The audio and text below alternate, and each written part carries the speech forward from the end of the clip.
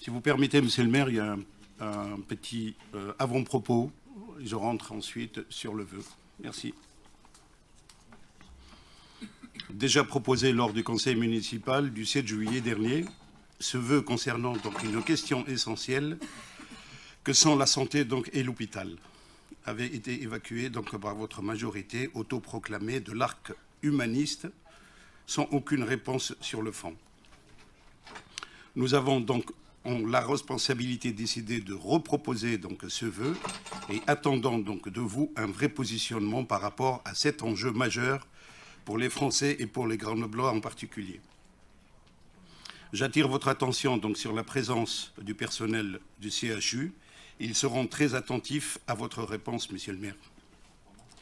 J'en profite également pour informer monsieur Juvin que si 4 lignes de notre argumentation donc, du premier vœu proposé au mois de juillet étaient extraites partiellement d'un communiqué siglé, Ville de Grenoble, document public produit par des agents de service de presse de la Ville de Grenoble et ayant précisément vocation à être repris.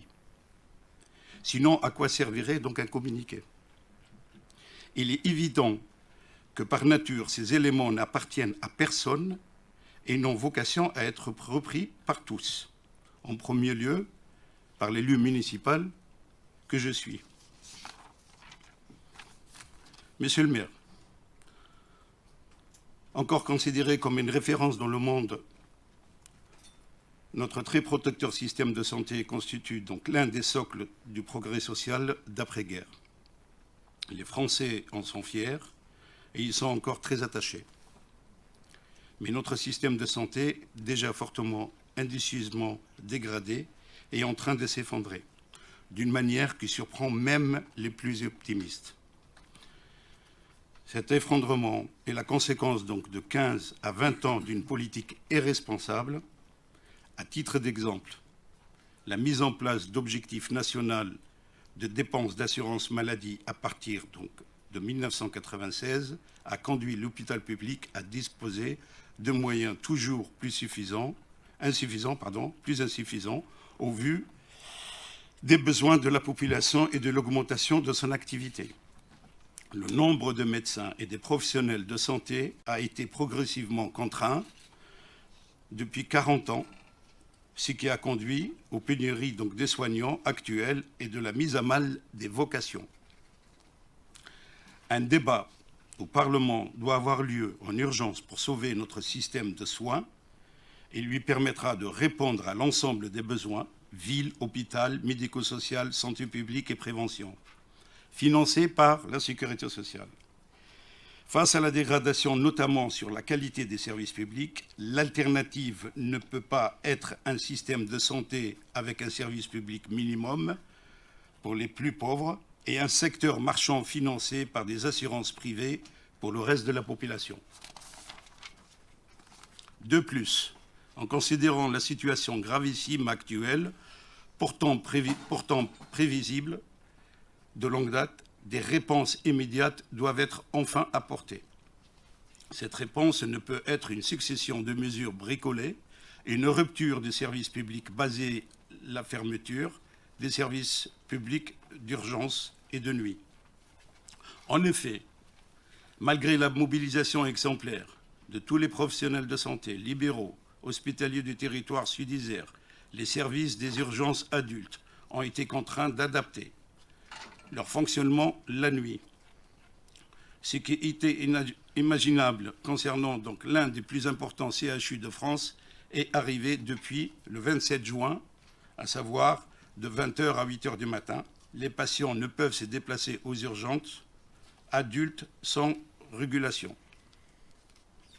Préalable par le centre 15, en dehors des urgences pédiatriques, gynécologiques et obstétricales, pour l'expression. Sans compter donc que 2 services d'urgence du territoire étaient déjà fermés la nuit depuis janvier 2022. Parce que l'accès aux soins, premier recours, urgence, chirurgie, spécialité gériatrique, psychiatrie, n'est plus garanti en France, il est plus que temps que des solutions proposées par les professionnels de terrain et le corps médical en particulier soient enfin entendues et prises en compte. Levée de toutes les suspensions avec réintégration des personnels qui permettrait d'améliorer immédiatement l'amont et l'aval des services d'urgence, d'ouvrir donc de nombreux cabinets médicaux et paramédicaux, des CMP, des services de médecine scolaire et des salles d'opération et des lits de soins aigus, des places en psychiatrie, en soins de suite et dans le médico-social.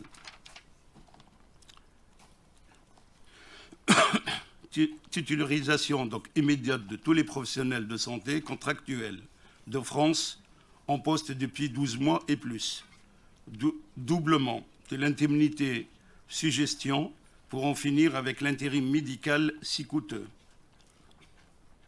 Pour les derniers publics, augmentation de points d'indice pour le personnel de santé pour que l'hôpital retrouve son attractivité, qu'il puisse enfin stabiliser ses personnels et rouvrir donc les lits correspondants. De plus, comme le demandent les professionnels des terrains, des discussions nationales doivent être instantanément entamées concernant la formation initiale et la promotion professionnelle et la politique de recrutement des professionnels de santé. L'arrêt des licenciements au sein des établissements de santé, la fin des fermetures des lits et la réouverture des nombres de lits, adaptés aux besoins réels de la population. Le retour à l'organisation de l'hôpital en service et la suppression des multifeuilles administratifs. Les modalités de financement de la santé et de l'hôpital en particulier. Le respect de la liberté et de l'indépendance des médecins, pharmaciens et sages-femmes, qui, fidèles à leur serment, défendent la déontologie médicale et les droits des malades. Parce que l'hôpital n'est pas une entreprise, les patients ne sont pas des clients, les professionnels ne sont pas des outils de production.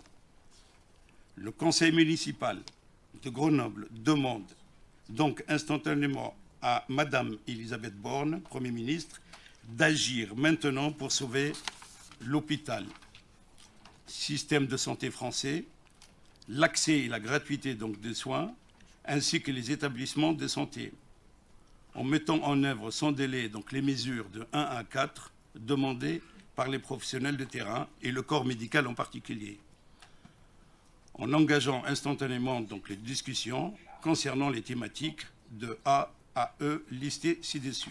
Je vous remercie. Monsieur Benredjeb. Simplement, on trouve désolant quand même. Ouais, vraiment désolant, quoi. On était les premiers à applaudir quand même les professionnels de la santé tout entière durant donc le pic du Covid. Et aujourd'hui, nous voyons qu'encore une fois, on a, par manque de courage, je ne sais de lequel, mais par manque de courage politique, d'avoir au moins une position concernant la profession tout entière. Là, nous sommes désolés, mais nous ne comprenons pas, on ne comprend pas, encore une fois, la position du conseil municipal et notamment de votre majorité, monsieur le maire. Voilà.